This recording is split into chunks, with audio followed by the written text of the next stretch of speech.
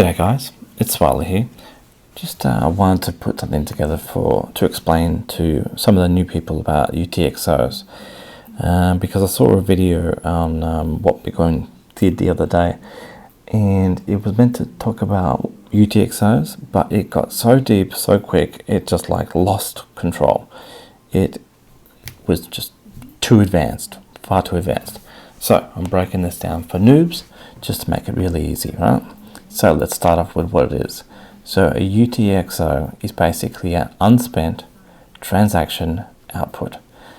Forget about the mistake in spelling, because that's just the way people talk about it. It's basically U for your unspent, TX for transaction, and O for output. So unspent transaction output.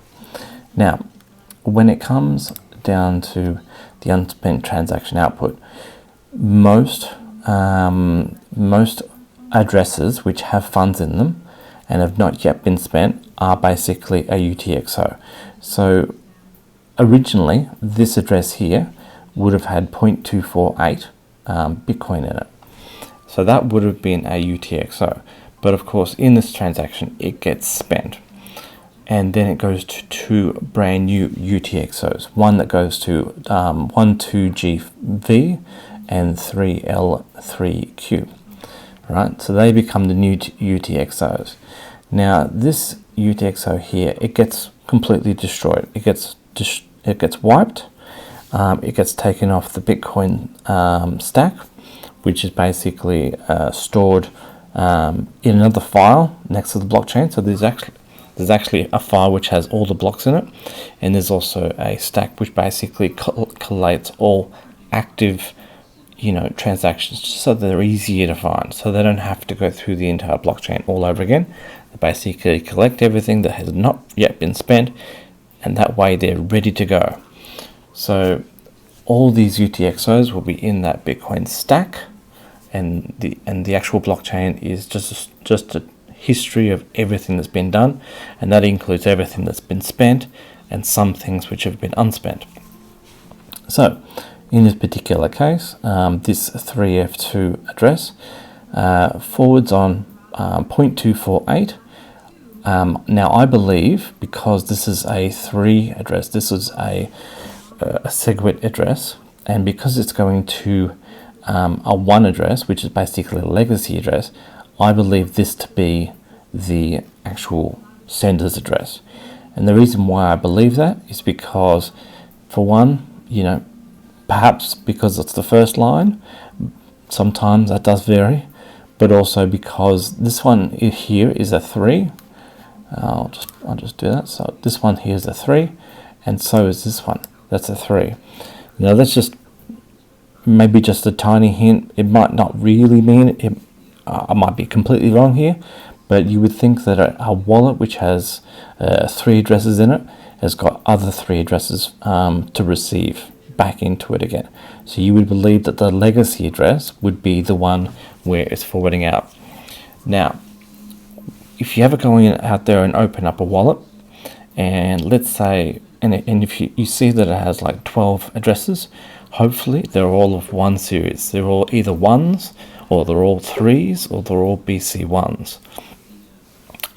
Generally, they should all be the same type of address, and so they'll all be always be fairly consistent. And that's one of the reasons why I believe that this 3 address, its change address, is the 3 address, and the legacy address is where it's going to. Now, so in this particular instance, we've got 0.248 that gets forwarded onto here, so that this legacy address receives 0.1, and the change receives 0.14. So what this basically is doing is it's breaking down the 0.248 into 2 segments. It's like writing a bank check and signing on the bottom. You have credited the legacy address with the 0.1, and you're crediting yourself with the 0.14. And so someone who's actually watching the original address might think that suddenly that all their money has been stolen all in one hit, but it's not really the case. It's not that their money has been stolen. It's that when it gets forwarded, the original address is completely abandoned. It's obliterated, effectively. and so the money that was in your wallet gets forwarded onto the change address, so it's gone to somewhere completely new, but it's within your actual wallet. So you still own it.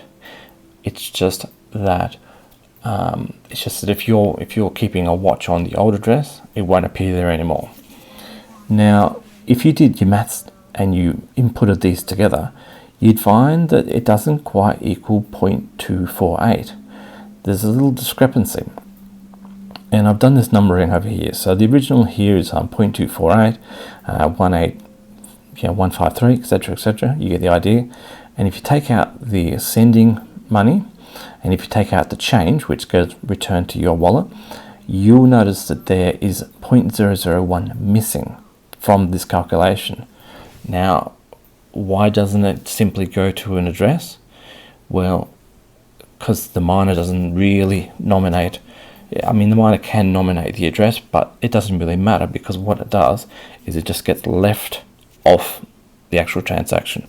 Sort of like when you go to a restaurant and you leave a couple of bucks on the bill as a tip to the waiter.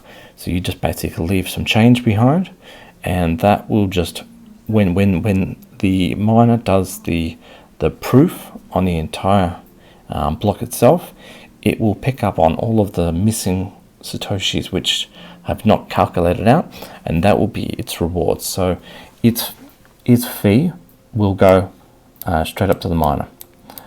That will just be dropped off your transaction and be forwarded on.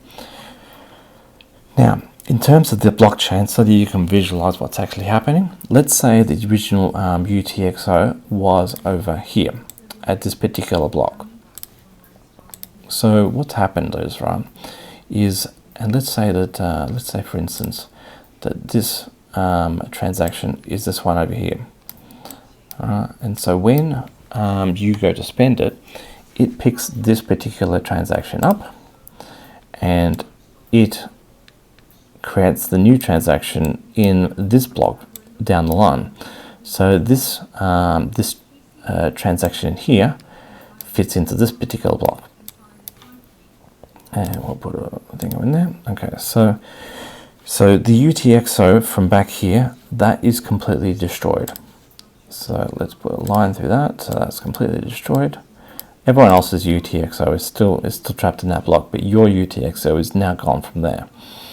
And it has been brought forward and has been split into two and dropped a small fee off the back end to be able to pay the miner.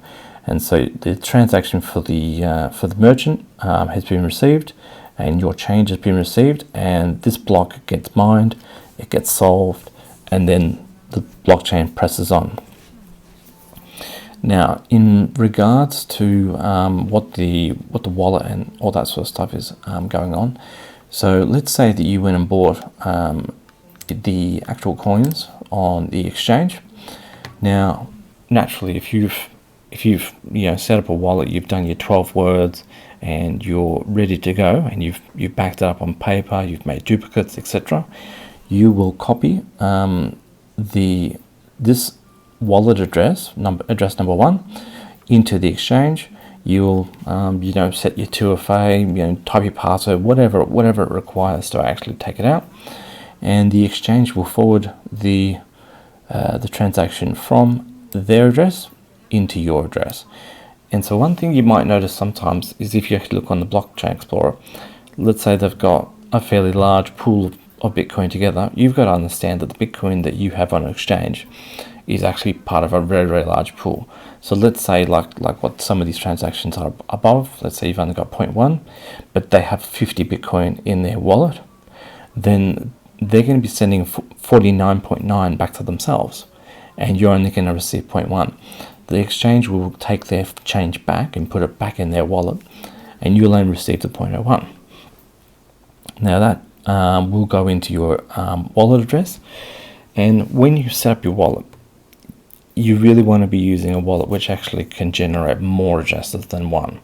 If your wallet only has one address, I would be considering getting rid of it, because it's those ones are only designed for noobs, and you'll send multiple transactions. You could be sending like transaction after transaction after transaction to the one address, and it will all just meld into this big sort of rubber band ball of transactions. And what it basically that exposes your privacy in the way that everyone can look at that and see that multiple addresses keep on pushing money into that particular wallet, and that address balance, the amount of Bitcoin in that particular address, will just keep getting larger and larger and larger, and will look more and more attractive the larger it gets. So it's better to not just cram it full of heaps of transactions and make it very, very, very big, because then it becomes a bit more of an attractive option to be able to somewhat attack. So to explain roughly what was happening before, now in the wallet, so when you had the particular the address with the 0.24 in it, and you forwarded on the 0.1 and you received the 0.14 back, so you send from this particular address onto the merchant, they receive their 0.1. So we got 0.1. So it is 1.0.1. Okay. 1. So they receive their amount, and you receive your amount, the 0.1459. That goes back to your address. And so essentially this second transaction goes back into your wallet, and so it will fill a new address which has been already designated as the change address.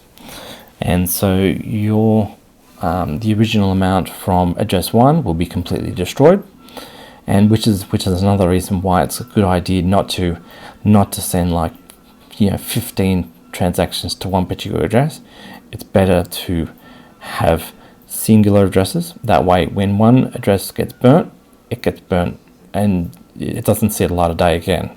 The change address goes to a brand new address, and of course this one, if you ever send it onto a merchant, that merchant can, you can send that one onto a merchant, and that one gets sent onto a brand new change address too. So that's sent to a brand new change address. But yes, for privacy reasons, it's a great idea to always, be sending to a new address each single time. And what it does do, not only does it keep the honeypot smaller, but it also keeps your transactions somewhat clean. They're just one by one transactions. It keeps them nice and split apart. They don't have heaps amounts, so you don't have like 10 Bitcoin in one address. You might only have 0.05 in Bitcoin address, so it only looks like a few $100. It's really small pot. And it also is great for keeping dates as well. So if you were ever having to worry about tax or where your transaction came from or anything like that down the line, it's great that you can go back and you can actually see the date that it went in and the date that it went out, and that way you have a little bit of clarity about what you did on that particular day and where everything went, and it's much cleaner. Just compounding everything on one address, just a bad idea. Anyway, so that's basically UTXO. UTXO is unspent transaction output.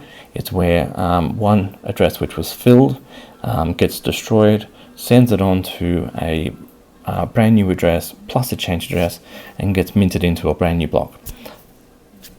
Thanks for listening.